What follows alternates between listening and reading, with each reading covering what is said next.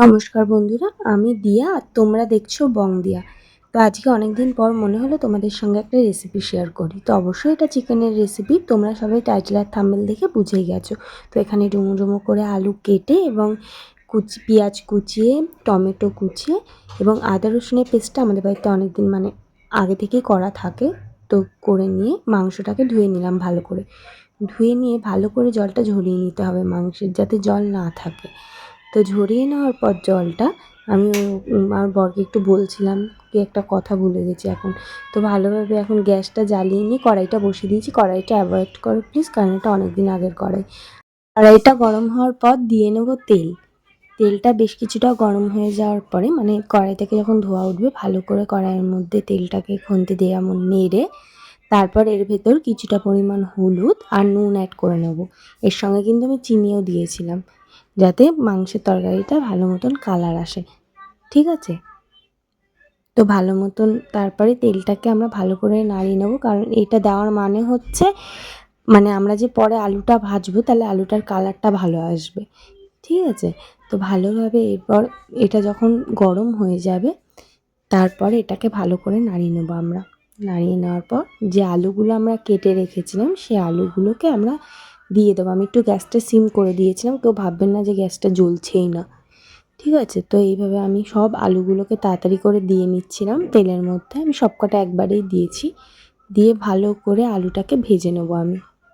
ঠিক আছে? দেখো কেমন হলুদ হয়ে গেছে আলুটা। তো এর মাঝে একটা কথা বলে দিই, ভিডিওটা ভালো লাগলে চ্যানেলটা like, share, comment and subscribe করে দেবেন। অনেকদিন পর ভিডিও ছাড়লাম আমি এই চ্যানেলে, রান্নার ভিডিও, এমনি ভিডিও ছাড়ি।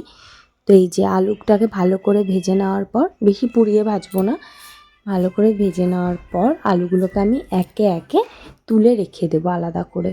তুলে রেখে দেওয়ার পর এরপর এই যে গরম তেলটা, এর ভেতরেই কিন্তু আমরা দিয়ে দেবো একটা তেজপাতা আর কিছুটা গোটা গরম মশলা। ঠিক আছে?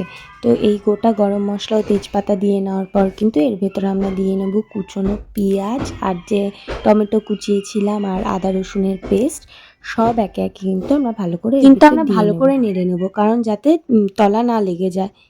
ঠিক আছে? তো ভালো করে নেড়ে নেওয়ার পর ভালোভাবে এটাকে গরম তেলের মধ্যে নেড়ে নেওয়ার পর কিন্তু আমরা এর ভেতর দিয়ে দেব নুন। যদিও আমি আগে নুন দিয়েছিলাম, কিন্তু আগে তো অতটাও নুন দিইনি, তাই ভালোভাবে নুনটা দিয়ে নেব।